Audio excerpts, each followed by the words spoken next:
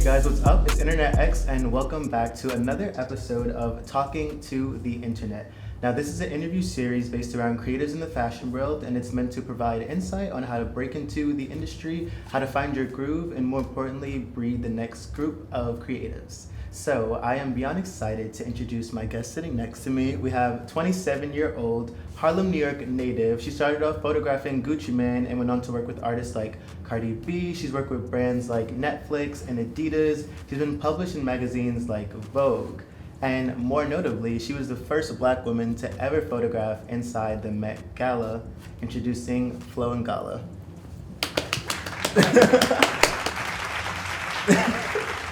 So, how are you feeling? How was your morning? I feel good. How did you wake up?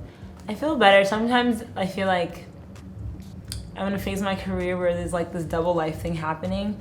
It's like on one hand, it's like all these accomplishments and like stuff that you're saying, and then on the other hand, it's like adulting and like trying to be a real person. And I'm very excited for this conversation. So Well, we're excited to have you.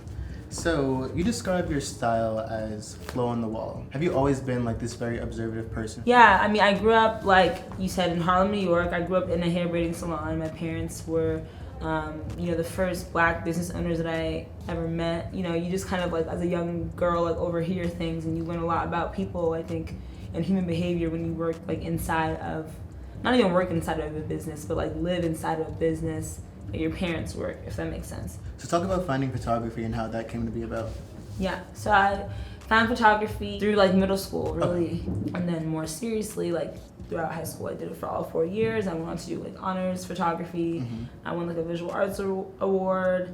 I was, most artsy, biggest hipster. Yeah, like you know, if you knew, you knew. You know what I'm saying? So it was very, it was very like embedded. And again, like growing up around creatives, I mentioned my mom, but my dad, rest in peace to him, but he was an artist as well. He was like a designer, graphic designer, and he also studied communications. So since he was in communications, was your dad teaching you about business side of things or never? Oh my God, these are good questions.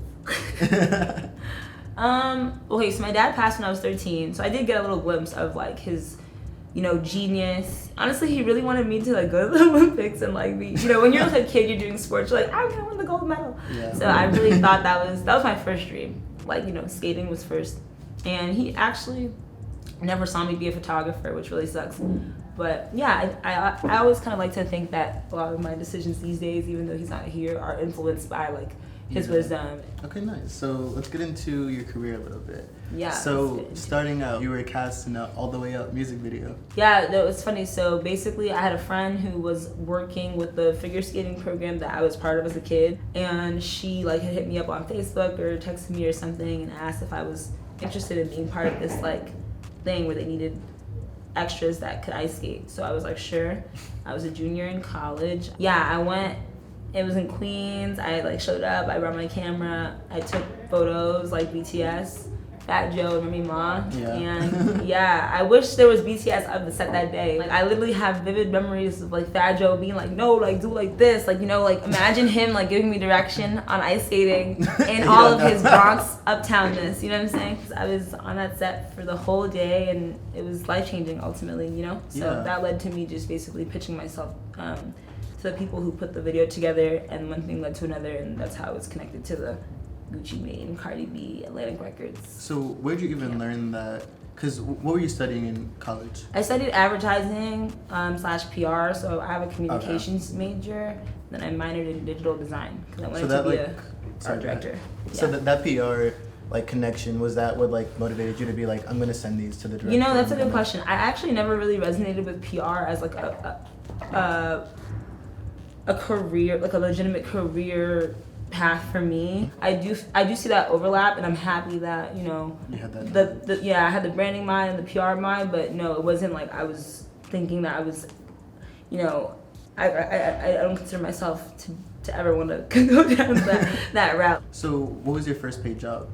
My first paid job, oh my gosh, working with Gucci, really. Like it was October 2016. And I feel like, I still have the flyers of me being like, headshots for $30. Like, I literally like was trying to trap out of city college, you know what I'm saying? So I have those, and I'm really grateful for those. But I feel like the first job I consider, a job was I I got to like follow Gucci around New York for like 2 days. Did you know how like big the opportunities that you were doing were in the moment that you were doing them? Like Gucci, because he had just got out of jail at that time. I think what's really cool about my own career is that I feel like I kind of like started off with heavy hitters, you know. So it was like there was a lot of respect that was put on the work because of who was being photographed, and you know, I didn't realize in hindsight how beautifully these things would kind of start to age. Like even recently, the video for WAP just had like its 2-year anniversary, and it's like really crazy to go on like, you know, just Twitter or like just be out of my business, and naturally because that was such a big record, just seeing how like those photos and like my photos like just live on like social media, you know, or even just obviously photos of Cardi like when she was pregnant, Met Gala photos, so things like that. In the moment they felt like very big deals because of who they were, but I think I'm more grateful to just see how beautiful photography is, because over time those moments become more valuable because they become, you know, moments in time, they're history, they're gone, you know. So nice. I'm super grateful for that. So how's your like relationships with these artists, especially being that like Cardi when she's pregnant, these are like very like sentimental, like very like private times. So how is it like being with those artists in those times? You know, I always kind of still like feel like my place and like the respect I have for them is still to be of service, you know, to kind of provide like the photography. So, you know, I think over time, while you do kind of form more personal relationships with people because they see you and like, you know, you have like conversations here and there, I don't feel like, you know, I'm over here, you know, speed dialing or like, you know, texting or anything, you know. But there definitely has been times where I've been like, oh wow, this is kind of crazy. Like, you know, I'm traveling with these, like with Gucci, you know, and his wife, or like, you know, I want to text Cardi and ask her like about something photo related, like stuff like that. I think that's when the personal relationships kind of hits me sometimes.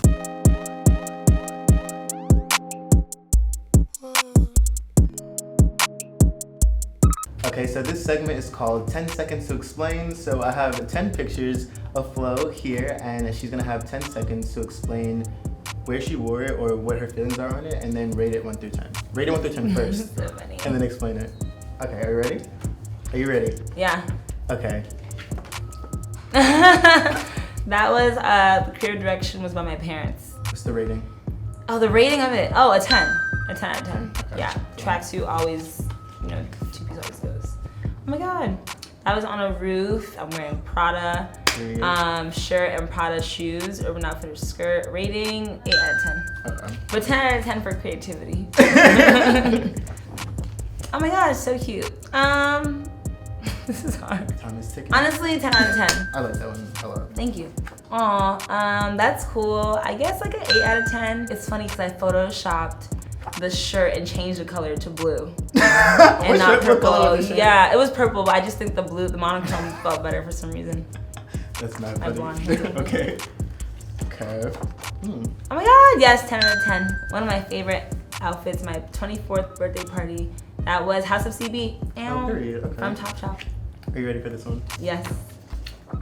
Oh my god, that's one of my favorite pictures of myself. 10 out of 10. Seems like fur is a recurring theme on your chill days though, which is cute. Oh yes. Very cute. Honestly, I love that photo. 10 out of 10. Okay. Yeah, one of my flyest, one of my favorites. That one, I'll tell you what I think is your Wow, you really did your research. Yeah, good one. Balmain skirt. Honestly, I would give it like a 7 out of 10. Okay, this one I think is really like effortlessly fly. Oh yeah, I love that one. Yeah, yep, I love that one. Honestly, a 10 out of 10. Okay, and this is the last one. You probably know which one this is, but. 10 out of 10. Yeah. 10 out of 10. Yes. Yes. So cute. Oh my gosh, can I keep that one? Yeah, can I hold it? Oh my god. Okay, that was 10 seconds to explain. Yeah. So, talk about manifesting and how it's like played into your career. I feel like one thing I always say is I don't think I realized I was practicing manifestation. I would write down like the photographers and the stylists and the people I thought were cool, and I legitimately always was like, I want to be this like it girl. I want to be this like cool, creative, you know, very how to make it in America. So I really believe that for real. So I think that's where it kind of started. Okay, so you DM'd somebody from BFA. Yes. And asked to shoot the Met Gala. Yeah. How long ago was this? Yeah, so in 2016, on the same exact day that I ended up shooting the Met Gala, 6 years later, I had like DM'd one of the co-founders of BFA and was like, hi, like, you know, this is sort of crazy, but I really think I would know how to shoot it for you guys. And yeah, I sent the DM, I sent some photos. They responded back and were like, you know, you have a great eye, of course, like, you know, we can't, you know, like, you can't shoot it for us, but, you know, best of luck. But yeah, then I ended up getting hired by BFA a few years later, and then a few years later I shot the Met Gala, So 2016, that was the same year that you did the All the Way Up? Yeah, it was. So that was before you worked with anybody? Yeah, yeah. So you were just... straight. Yes. And like some of the photos I had sent were like just pictures from portraits that I had just done by myself, like from people I'd met and shot with, and then I had sent some like all the way up pics too. So yeah, the DM still exists. So 2016, and then you actually went on to shoot. You shot Cardi at the Met Gala. Before then, you just weren't at the Met Gala. Yeah, well, the first year she went, the first and second year that she went, I photographed her getting ready process up to the second year up to the carpet, and then, yeah, the first year was just at the hotel room, like her leaving. So were you keeping up with like BFA at this point, like showing them like I'm doing this work, this is what? You know, good question. No, I wasn't necessarily, but like there were people there that followed me, and I think that's part of how I, like my portfolio kind of started to build organically, and then one of like the VPs, shout out to Stephanie, reached out. So yeah, I'm actually meeting with her tomorrow. So. So going off of that, like one, like being consistent, and you weren't shooting the Met Gala, but you were still working to like a place where it put you to be in that space, and then going to the Met Gala, how you reached out for that? Yeah, so for that, one of the photo editors at Vogue had emailed me, and that was back in March.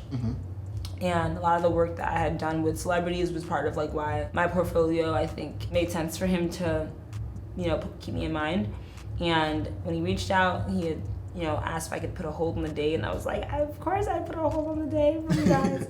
And so then they followed up a little while later asking for me to send a few more photos of my work, so I had to go in the archives and pull out the heat. There's a lot of stuff that I like also had that I was like, oh, I haven't really shared this, but it would be helpful for like to pitch you the Met. So I had gone in, I had some like BTS from like the City Girls that I had shot that I had not and still haven't really shared. I had some cool photos from Cardi's party in Vegas where you can obviously see like that flash photography, celebrity stuff. So I had like a Megan Thee Stallion pic that was cool that I used, and I feel like I just kind of tried to find photos that showed, you know, high profile talent and, you know, good event photography. And so I had sent them like 20 more photos, 15 to 20 more photos. And then I waited like another few days, and yeah, I found out that they were like gonna approve me, and that Anna Wintour actually has to like approve of the people who, yeah, which was really interesting to me too. So for Met Gala, how did you go about picking? I know you were a Black designer. Yeah. How did you go about picking that, finding that? Wow, so cool. I've never talked about this on camera. A week before the Met Gala, like I didn't have anything to wear, which was very crazy. And honestly, just through the grace of God and just texting the right people, I had gotten a recommendation for this designer named Sheila, who has a brand called Harlem Toile. She was actually an interior designer, and the wallpaper translated onto fabrics for a few of these like keepsake collection moments she did, but it wasn't like she considered herself a fashion designer. I went to her amazing apartment in Harlem, tried on a few dresses, took two I liked, went to her atelier, and basically her partner for the fabrics and the fashion was like a bridal designer. This guy's name was Mark Ingram. All that to say, Sheila and Mark in collaboration had already had this pre-made dress that had only been worn once. So I had, you know, tried on, like I said, a few dresses at Sheila's place, but at Mark's place was really where I found the dress that ended up working. So it was really a blessing to even just meet them, and like they're such craftsmen, like they really, or craftswomen, they really like cared about what they did, and it was really cool that they, you know, last minute let me pull that dress. Talk about being the first to do something. I mean, honestly, I feel like it's just all how you look at it. I've chosen to not focus on like that kind of rhetoric or that side of it, just because I remember even online when it first happened, a lot of the responses were like the same thing, like, oh my God, the first, and I was just like, y'all are gonna read that, you know, someone got the chance to shoot this who looks like me, and you're gonna focus on that. Like, come on, you know? So personally, I was just grateful for the opportunity, and I also feel like Vogue was very, honestly, like things take time, and I think that just knowing this progression, you know, Tyrell Hampton, who's an amazing photographer, was like, he shot it the year before. Frank Ocean, technically, even though he's a celebrity, was like also, you know, commissioned to like take pictures as well. So even in doing that research, I feel like, you know, things change, and I want to focus on like the positive, which is like, you know, hopefully that opened the door for someone else. I think we should focus on where we're going, not like where we're coming from. Well, a little bit of both, but you know what I mean. I know what you mean. On that same train, like, you talked to us about how after the Met Gala you had thought about quitting photography. Yeah. So like. No, I didn't say after. Well, was it before or? Well, last year, yeah. Okay, so what was that phase, and like what mindset were you in to like, one mindset are you in to have that emotion, but then also what brought you out of that? I feel like everybody, you know, does things and then like at a certain time thinks about doing other things. It just felt like I wanted to try other things, and I feel like I experienced a certain burnout like that, you know, is natural with creativity and creative careers that I wasn't able to like manage really on my own. And I feel like I'm still learning and trying to figure out how to structure my photography career or business, and I'm very vocal about like kind of the struggles or like the energy, the challenges that come from that. I shouldn't say struggles, they really are just challenges, because there will be success on the other side. But I had been working with an agency or an agent for a while, and then I had like severed ties there, and then I definitely felt like the intensity of, you know, work and like just doing things on my own. So I think that kind of definitely contributed to some of like the pressure or feeling overwhelmed. But I feel like I can't really ever quit being an artist. I feel like I'll always, you know, want to express myself, want to speak up. I do hope that I can find other ways and mediums to do that, though, you know, in the future, that just align more and more with what I want to do and like what I see myself doing. Not just photography, like there's so many other ways to be creative, you know?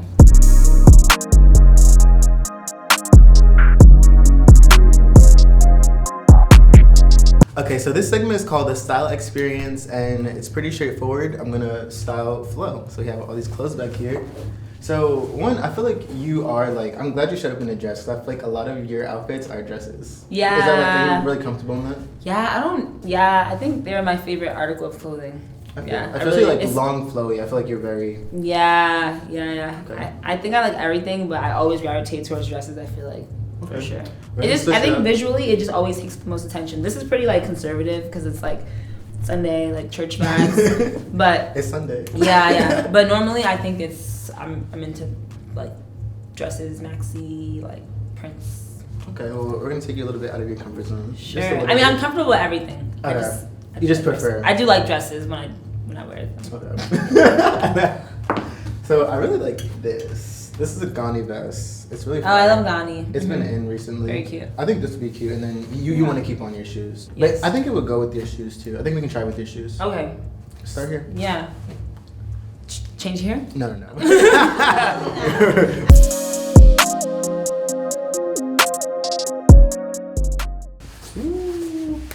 Okay.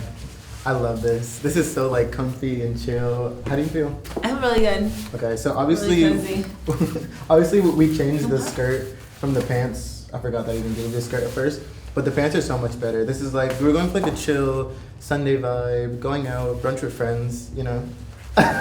This happy face is everything to me. I know that. I like the little, I think like well, I already had like some like of my own accessory pieces, but I feel like the accessories, this makes it like come together. Yeah, even though it's just brown and green. It's like beef and broccoli. Yeah. Like, okay, so how do you feel about it? Talk a little bit. I think it's cool. Honestly, it's crazy because I feel like I mentioned, I usually like dresses kind of tend to be item I favor, but I said that I like wearing everything, but I don't wear like casual like cozy stuff, honestly. Like I don't think about styling, like, you know, like hypebeast or like streetwear. I don't do streetwear, but I really like how this feels. Yeah. I like color a lot, so. I tend to stray away from colors. I feel like I'm like Really? very basic. Like I'm very basic in the sense of like I'll have like one color. Like I'll wear like all white and then like red. Like this is my favorite shirt. This is I feel like I'm gonna gravitate towards wearing all black. Like before I cut my hair, I feel like I had like blonde braids for the summer, and because I had blonde, I was only wearing black because it was just too hectic otherwise. But I feel like I might just end up opting for simplifying my wardrobe. It takes me a lot of time to get ready. It's so much. It's like easier when you have like the simple stuff. Like when you have like the essentials, it's like so much easier. Yeah, I'm gonna switch. We're gonna switch. Yeah, but like, do you feel like people can ever have too many clothes or articles of clothing? I feel like less is more. In terms of like, when you're starting out, I feel like less is more. Like someone like me, like my closet isn't huge. Like I have everything that I need. Yeah. So you don't have to have a big closet to be stylish. No, not at all. Not at all. You just need like the right type. Like you need like, they're like essential things. You need like one of every essential. I'm a person like when I buy clothes. Recently, I've been like if I don't like I'll have to fall in love with it. Like I have to leave the store like knowing that I like it. And if I can't stop thinking about it for like a week or two, then I'm like, okay, then I'll get it. But like if I can forget about it like within a couple days, then like I don't need it. Yeah. Okay, well this was the style experience, and let's move on. So getting back into our conversation, what like message do you want people to leave with after viewing your work? I think I like people to leave my work just honestly feeling good. I feel like feeling like they're almost re-experiencing a moment that I'm capturing. I think anytime I can really get into a moment and either get the subject completely, you know, being themselves, or get an angle or a composition that really feels immersive or feels like, you know, like this fly on the wall, flow on the wall perspective, I feel like that's always what the goal is for me as a photographer, just to kind of, you know, art imitates life, right? So I feel like I'm kind of using that perspective to show people, you know, what it felt like, whether like visually or just like the essence of a picture, you know? Okay, so I know you talked about like kind of still figuring out your situation with like what's next for you and your business as a photographer, but like is there anything that you're working on that like we can look forward to? Well, recently I have like a photo in the September Vogue issue that Serena Williams is on the cover of, so that's very exciting.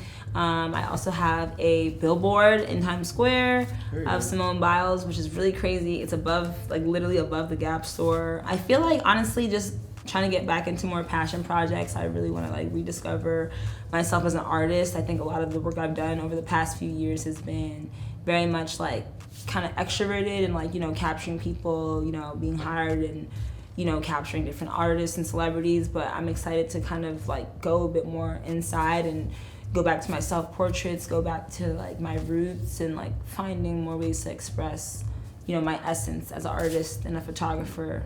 So I'm almost kind of like putting on a different hat now. How do you see yourself opening up other doors for like Black artists on like a personal level? I feel like a big thing that I'm passionate about not only is like creating but communicating, and I think that a big part of how I've even been able to kind of essentially be an independent artist in my space is through my like gift of gab or ability to like network or socialize. And I think in regards to bridging gaps or like, you know, using my my success or like my name or whatever to like pay it forward, I definitely feel like, especially in Harlem, there's just so many people, so many young people who never get that exposure to arts education, who never get that exposure to picking up a camera for the first time, doing sculpture, like, you know, getting studio time, stuff like that. And for me, I want to use my own like experience, my own life experience, my own beginnings, like I said, you know, first gen into like being in these more white spaces, and then now kind of trying to reclaim my own identity stuff. I want to use all of those experiences to talk about how important it is for young people of color to be able to express themselves in whatever medium they feel. And I think that being able to advocate for that is a bigger reason why people would get more funding, where people would, you know, understand the importance of like, especially African communities, right? Like there's a big stigma with like doing certain kinds of jobs and like, you know, sticking to one track. And I think that my own story really feels full circle because it's like, well, my parents, empowered me in what I wanted to do, and it showed that you don't have to go down a certain track or do a certain thing. You should do what's in your heart, and I feel like a lot of like Black artists in general, like because of like that stereotype of families, like a lot of people aren't taught that like the creative world is something that can be a very like fruitful life. Like you can live off of that, you can like create off of that. So I mean, there's a lot of fear, honestly. There's a lot of fear, and I think especially from past generations. Yeah, past generations, and I think especially with the world we live in, it's really important to be strategic about the kind of creative career you want to have. Like for me, I knew that even though celebrity photography was something that I was being associated with, I didn't want to like get too comfortable within that. So I went ahead and got New York Times. I went ahead and went for Billboard. I went for Rolling Stone. I went for like doing other things. I diversified my portfolio. And so even though that wasn't necessarily like, some crazy strategic, theory, I'm sure a lot of people think, okay, let me diversify my portfolio, whatever. I think, again, being able to use my own experience and my own communication to speak to how, being strategic is a very easy way to be successful in creativity, or being communicative is a very easy way to, promote your career. Those kinds of experiences, those kinds of storytelling, I think will hopefully help to open more doors or like bridge that gap. So in 5-10 years, it's not such a big deal. It's not such a hurdle like to be a successful Black artist. Yeah. But I think it's happening. There's like so much more I would agree space for it now. Yeah. Okay, so a generic question, but I want to hear your answer. What advice would you give to someone who like wants to be in your seat? An answer I would give to someone wanting to be in a position of, not like me, but whatever they're called to be, whatever they're meant to do, is just to have patience with yourself. That sounds probably generic as well in a response, but there really is no like formula or like, what works for you may not work for you, and I think people have to remember that. Some people's breakthroughs come when they're like child stars. Some people's breakthroughs come, some people peak in high school, some people peak in college, and I think like, there's always times to reinvent, recreate. I think I'm pretty spiritual, or like continuing to explore my own spirituality. I feel like when God, like, or the universe, whatever you believe in, puts things in your heart, I feel like just the fact that you can have the vision of it, is enough. Yeah, really, to just at least know it's done. It's already done. It's already. My mom would say like it is well. So I think that patience is really important. And right now, like I said, like I'm kind of trying to transition myself, and I've been very restless because I feel like it's not happening the way I want it to. I'm like, I don't know what I'm doing sometimes. Some days I don't feel like doing it, but I've been really practicing, mindfulness and patience, because that resistance to the process and that resistance to, just going with the flow, so to speak, is kind of like, what keeps you stuck in that like hamster wheel of doing the same thing, expecting different results. So being patient, being mindful is how you can then be more strategic to, figure out, all right, well, how do I go from A to B, or how do I go from A to Z, or whatever that is. So patience, it's a virtue, but it's super important, especially because this industry is so fast. Mm-hmm. I'm trying to like slow down my mind half the time. So it's like, it's so important to just, live in the moment. Yeah, live in the moment and just truly like understand that what's meant for you like is already yours. Genuinely is already yours. If it's in your heart, if it's in your mind, it's already done. Okay, that's beautiful. And it's gonna be my last question to wrap it up. Yeah. Talking about the future, and like I know there was a lot of like, you say you're kind of figuring out what's for you and everything, but what excites you about the future and what scares you? Oh, what excites me about the future? What excites me about the future is that I know that the things that I want to do, the ways I see myself like evolving, like I'm excited to know that, I've already, like something got me here, like somewhere along the line, the dots align, and I was able to do some shit right, excuse my French. But I think what scares me is that it's like, they say like more money, more problems. I feel like more knowledge, more problems. It's almost like knowing too much. Like I'm an overthinker, mm-hmm. and sometimes that can keep you from just like allowing yourself to try. You mentioned earlier your idea for even changing the scope of like your content and like what you were creating. You were like, I want to do something different.